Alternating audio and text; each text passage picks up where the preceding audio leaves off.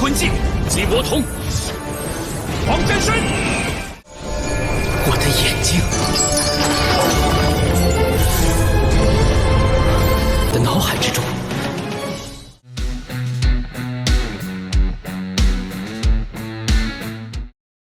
Halo guys, selamat datang kembali di channel Alur Cerita Film.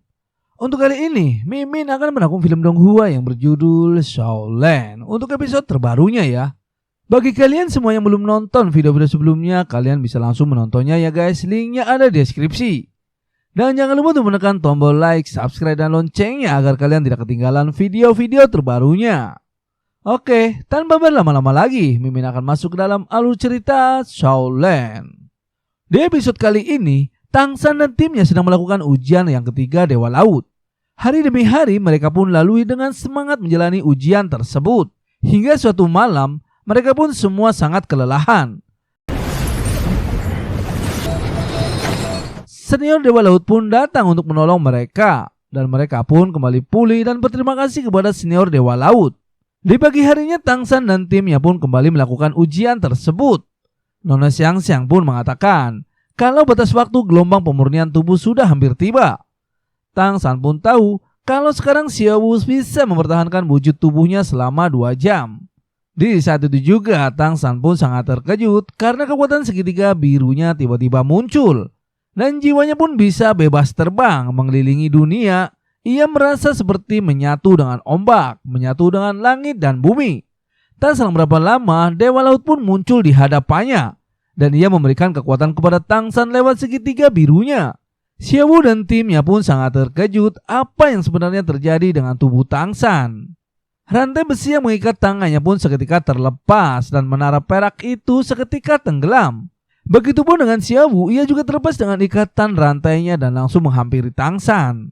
Dan ternyata Tang San lolos dalam ujian ketiganya.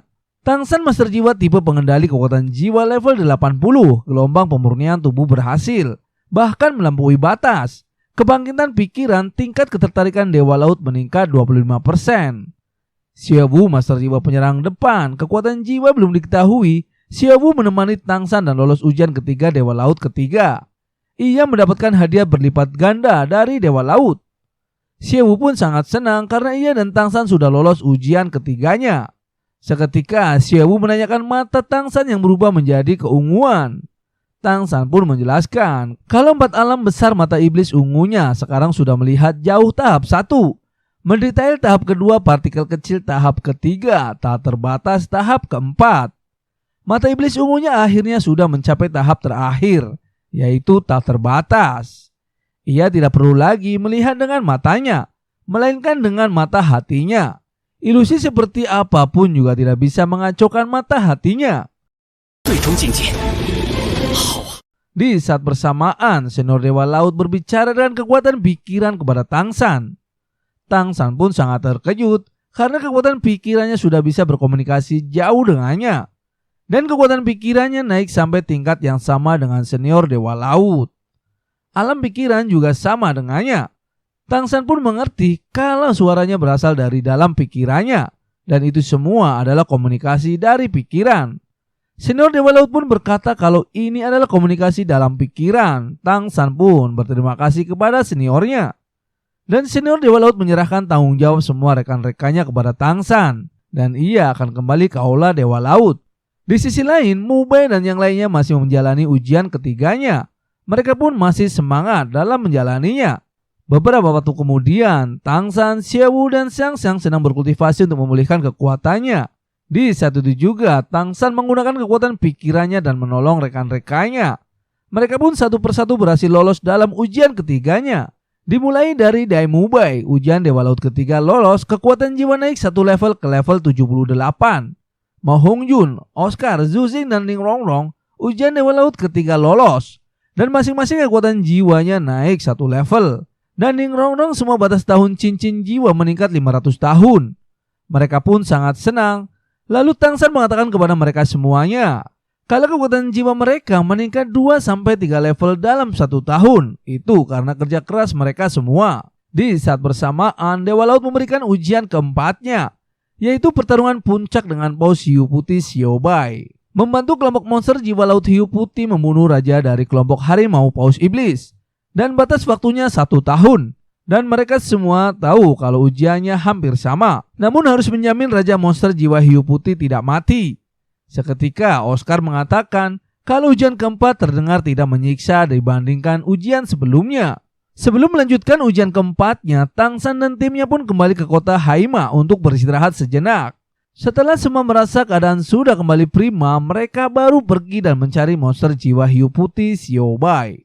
Dan dari kota Haima, Tang San dan timnya pun beristirahat untuk memulihkan kekuatannya.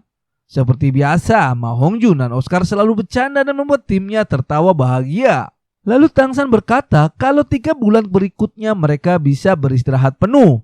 Sedangkan Tang San dan Xiaowu harus berkultivasi. Dan ia harus mempercepat kultivasinya.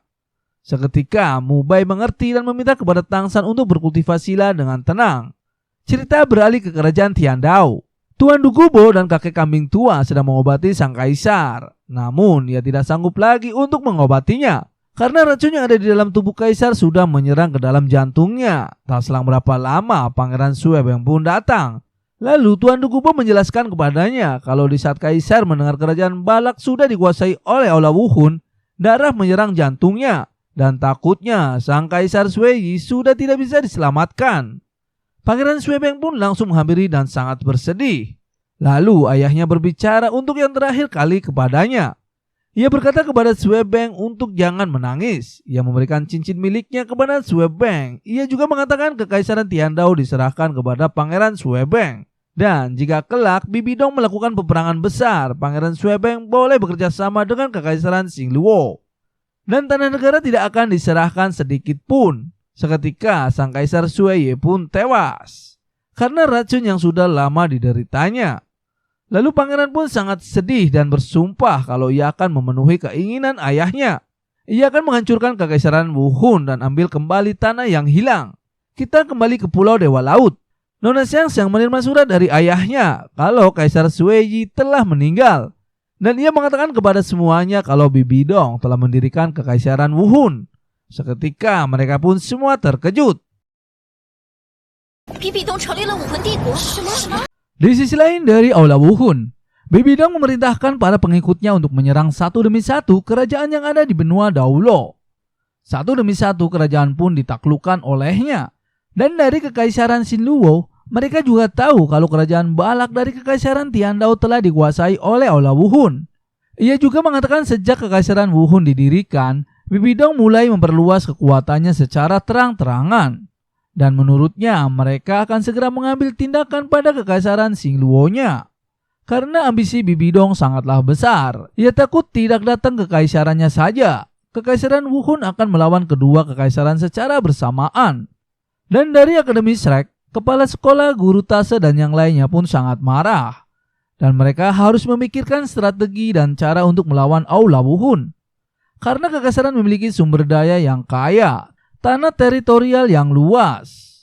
Di kekaisarannya juga ada gunung tertinggi di dunia dan lembah sungai terindah, juga sangat makmur. Jumlah penduduk banyak dan semua itu Aula Wuhun sudah mengawasinya sejak lama. Dan kemungkinan istana Tiandao berubah menjadi berbahaya dalam sekejap. Tak disangka begitu banyak yang terjadi di balik sebuah kedamaian.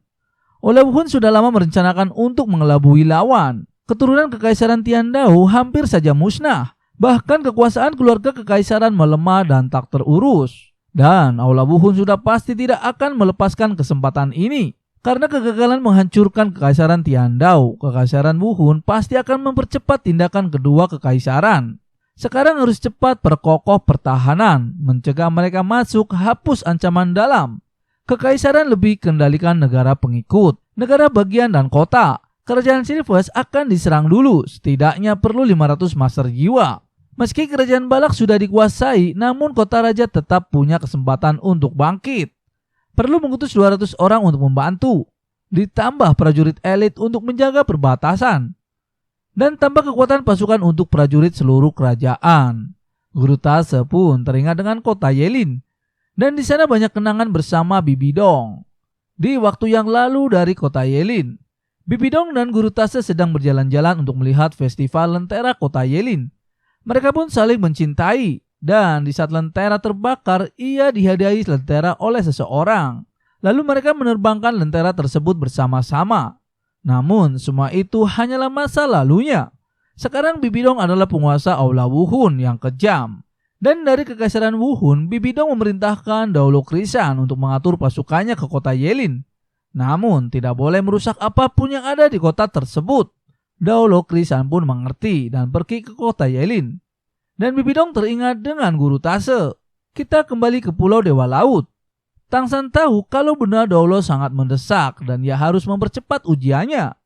Namun sebelum ujian keempat mereka harus bertemu dengan Xiao Bai terlebih dahulu. Tang San pun meminta Ma Hongjun untuk mengeluarkan wujud asli jiwa bela diri dan medanya. Agar air dan api berlawanan. Xiao Bai pasti seketika bisa merasakan auranya. Lalu Ma Hongjun mengeluarkan teknik jiwa ketujuhnya, yaitu wujud asli Ponik. Tang San juga langsung mengeluarkan mata ungu iblisnya. Seketika itu, Xiao Bai pun datang dan muncul di hadapannya.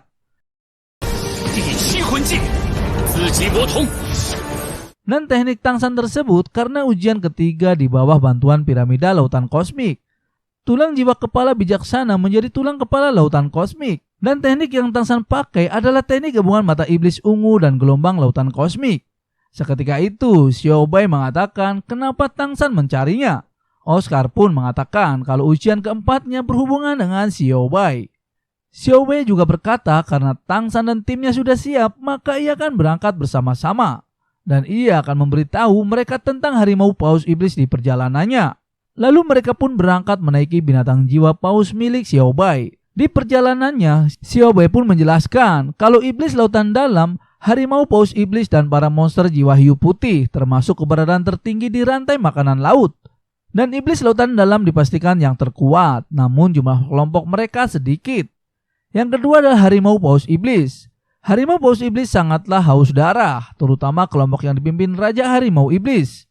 Mereka memperbudak jiwa lain, membunuh dengan kejam, bahkan mengabaikan peraturan Dewa Laut. Tubuh harimau paus iblis dewasa sekitar 20 meter. Fisik dan teknik juga sangat kuat. Jumlah setiap kelompok sekitar 300 ekor. Harimau paus iblis adalah musuh lama kelompok Xiao Bai. Setiap belasan tahun, dua kelompoknya pasti akan perang besar. Dan adiknya Xiao Bai mati di mulut Raja Harimau Paus Iblis. Xiao Bai pun berharap semoga kali ini semua bisa pulang hidup-hidup.